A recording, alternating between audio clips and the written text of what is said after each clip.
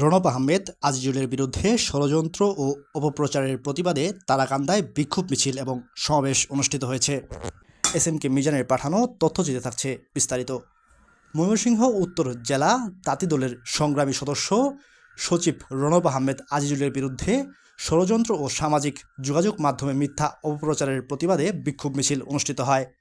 সোমবার 25 আগস্ট বিকেলে ময়মনসিংহের তারাকান্দা উপজেলার হরিয়াগাঁই বাজারে এই বিক্ষোভ মিছিল ও প্রতিবাদ সভার আয়োজন করা হয়। এতে উপস্থিত ছিলেন সদস্য সচিব রণব আহমেদ আজিজুলের অসংখ্য সমর্থক বৃন্দগণ। প্রতিবাদ সভায় বক্তব্য রাখেন রণব আহমেদ আজিজুল এবং তিনি বলেন, আমার বিরুদ্ধে যে ষড়যন্ত্র চলছে তা ভিত্তিহীন ও উদ্দেশ্য প্রণোদিত।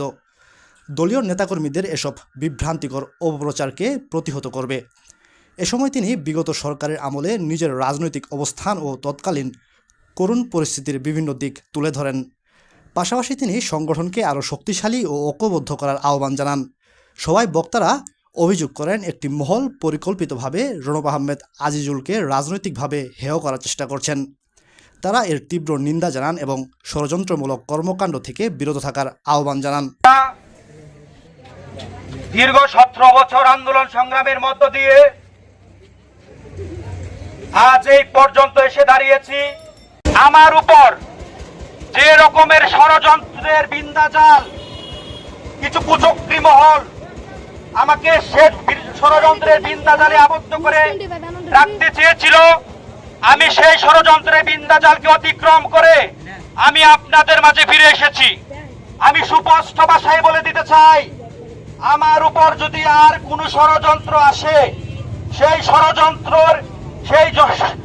ষড়যন্ত্রকে কঠিনভাবে জবাব দেওয়া হবে। আমি সুস্পষ্ট ভাষায় বলে দিতে চাই, আমরা আওয়ামী লীগে যোগ দেই নাই, আমরা কিন্তু কোন আওয়ামী লীগের দালালি করি নাই।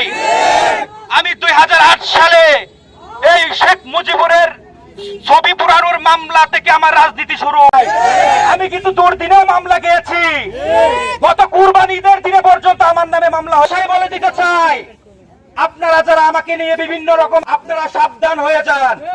আসুন কাঁধে কাঁধ মিলিয়ে তাকে বিপুল ভোটে জয়ী করে আসুন সারা বাংলাদেশে বিএনপির শাসন প্রতিষ্ঠাতা করি। সেই আশাবাদ ব্যক্ত করে আপনারা এখানে যারা উপস্থিত হয়েছেন সকলের সুস্বাস্থ্য কামনা করে আমি আমার সংক্ষিপ্ত বক্তব্য এখানে শেষ করছি।